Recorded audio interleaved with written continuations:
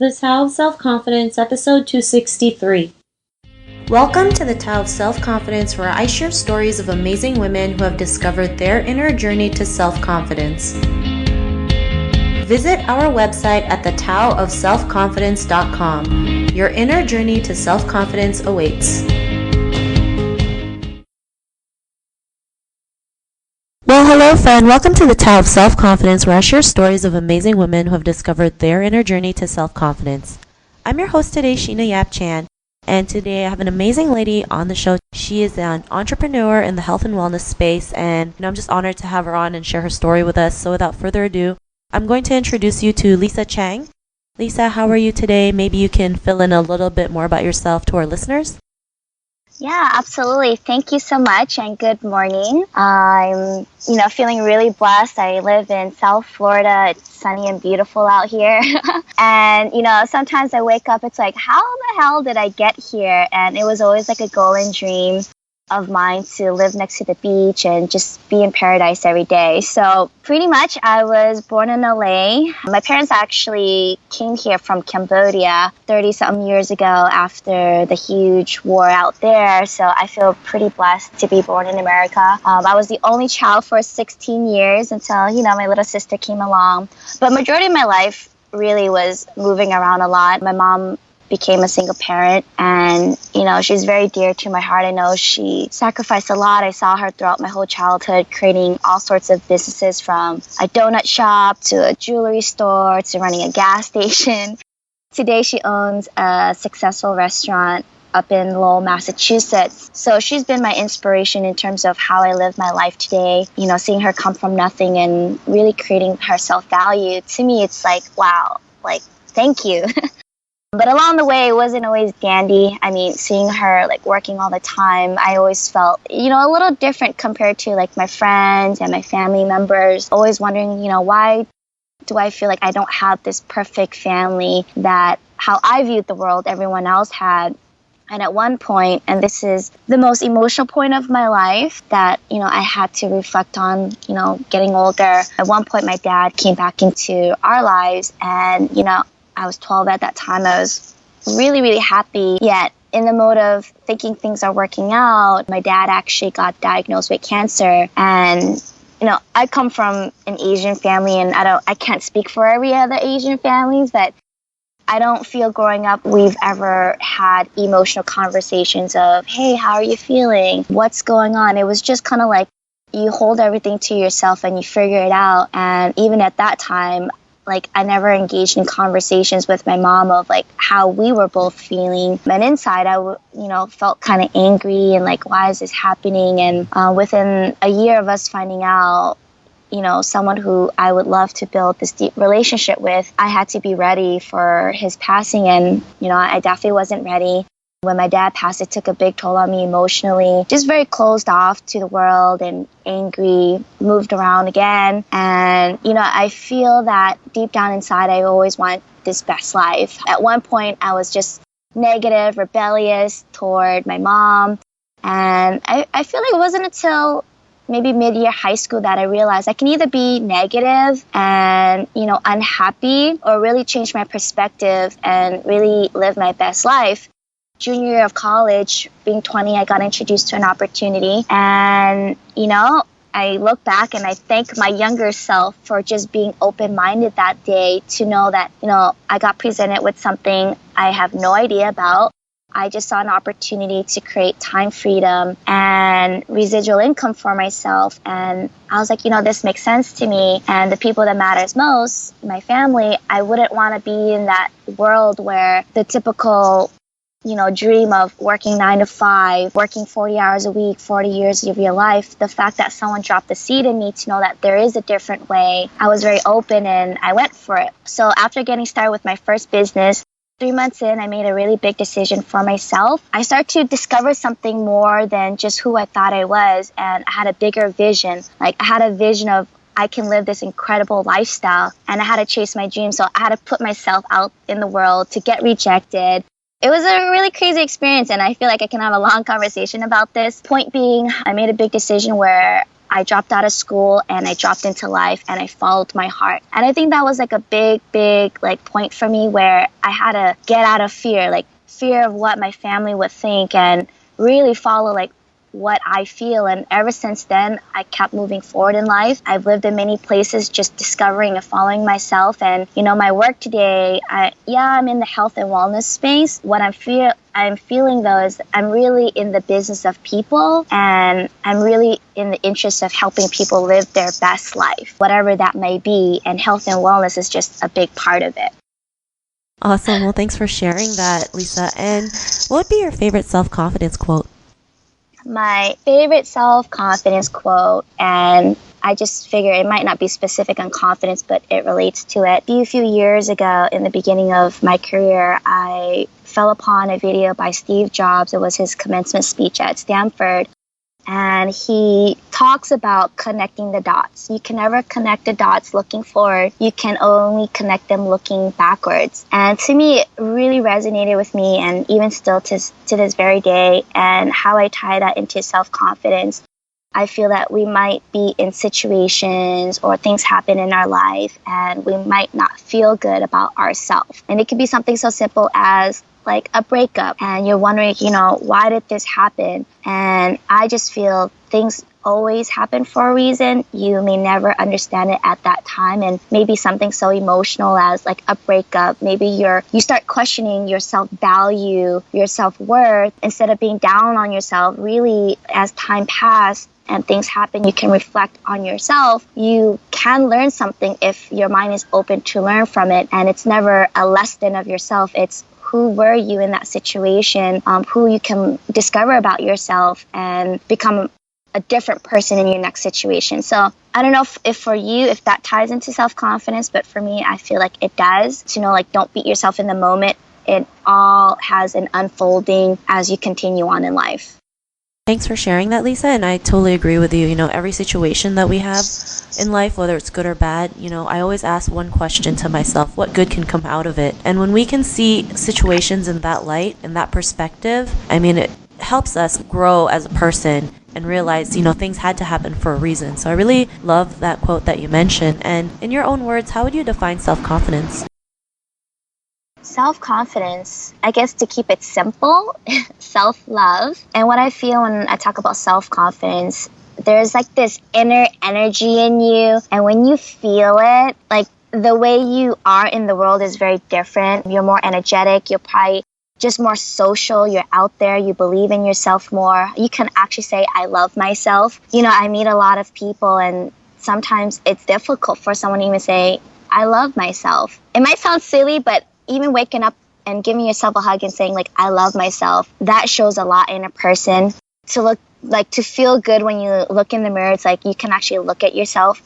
Growing up, when I didn't feel like I had self-confidence, I never really liked taking pictures, or if I did, I had like this fake smile. I actually would not even smile with my teeth. Today, I love it, I feel like it's hard for me to take a picture and not smile. I cannot take a serious pose. It's just like, no, I need to smile right now. And I think for me, it's a great energy changer. And when you feel good about yourself, you love yourself, you're more likely to take on more risk and really put yourself out there. So I feel like there's this energy ball inside of you that you start to tap into. I love that definition, and I totally agree with you when it comes to learning to love yourself and saying things like, you're awesome, or I love you, you look great today. That kind of energy does attract more people, and the right kind of people, because you're so confident about yourself regardless of what happens, that you it kind of flows over to other people. So love the definition that you mentioned. And what was your life like before your discovery of self-confidence? Going to college, I just kind of felt like I was this person that wanted to interact with people, and kind of felt insecure that I couldn't add value. If we were in a circle of friends, I would never feel like I would be like the main person adding to the conversation. I'm more like in the back, just listening and feeling like I'm just absorbing it all versus contributing. Sometimes I do feel that way. It's all in like the groups I'm in, obviously, but really now I feel that I'm not in the shadows. I would probably never talk to a stranger. Growing up, you get taught, don't talk to strangers, stick to your friends, people you know. And what I've come to realize is that that's a lie. I can meet strangers and I have the most amazing connections, and like I have so many stories, and that is what adds value to my life.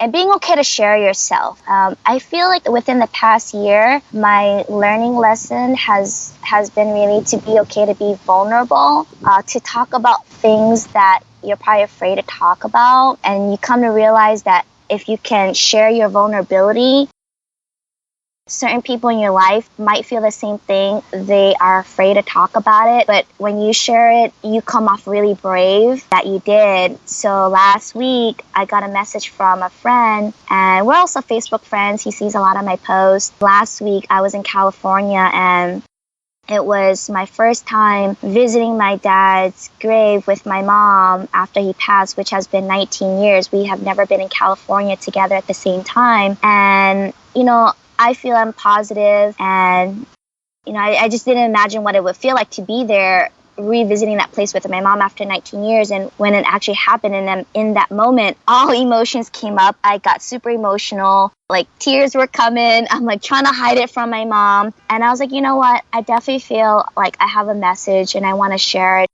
to whoever is even interested in reading. And when I did, I posted a photo of my mom and I just wrote my thoughts. My feedback was just really surprising. Everyone was like, wow, thank you for sharing, great piece. And when I feel like I authentically feel something and express without fear of judgment, people can be like, thank you. They needed to hear that too. And for me, it's like now I'm finding my voice. So coming from a place where I felt like I didn't have voice or value, I'm realizing that I have a way where what I feel, if I share it, I can uplift or just help someone else open up their life and share themselves. And that's the best thing you can do, to share, to shed, to feel light. I think that's a gift.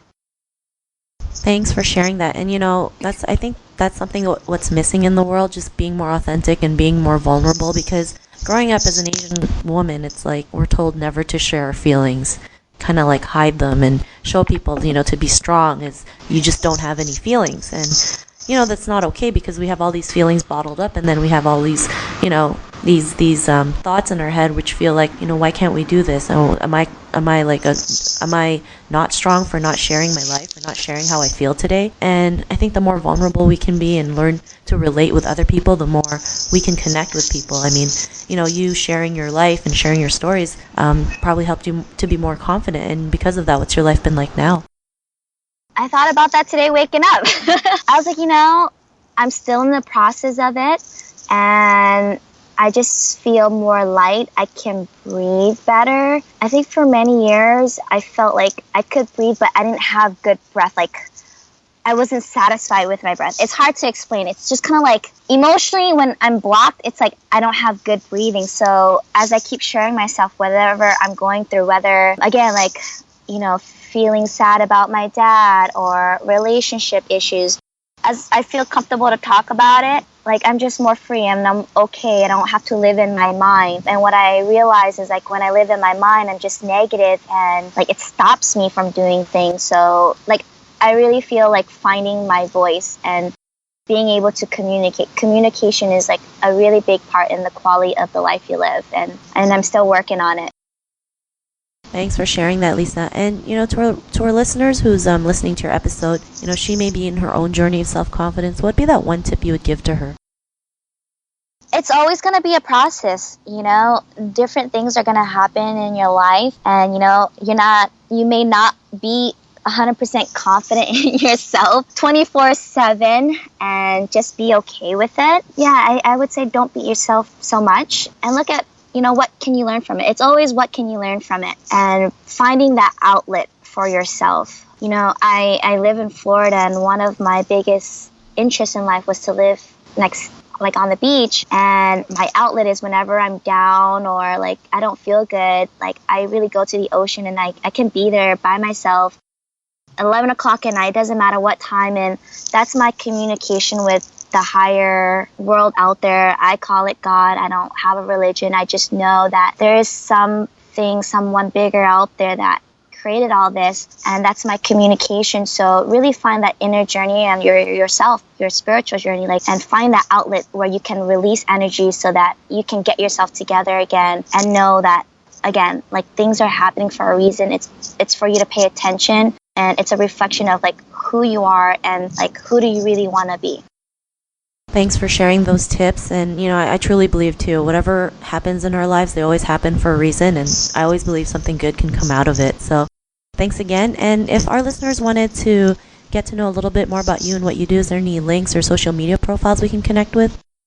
Absolutely. My personal website is Work with Lisa Chang. If you're on Facebook, I'm more of a Facebook person than on any other social platform. If you type in Lisa Chang, I know there are hundreds of Lisa Chang out there. So if you type in my email, it's Lisa Chang, LISACHANG, biz, BIZ @gmail.com. You'll find me on Facebook and you can email me as well. Awesome. Thanks for sharing that, Lisa. And to our listeners, if you want to connect with Lisa, you can also head on over to the taoofselfconfidence.com and search for Lisa's name. Her show notes will pop up along with everything else we talked about.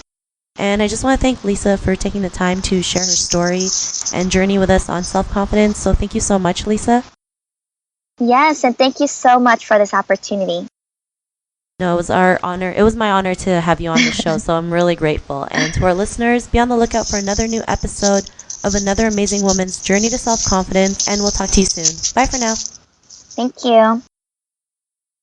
Thank you for tuning in to another amazing episode of The Tao of Self-Confidence.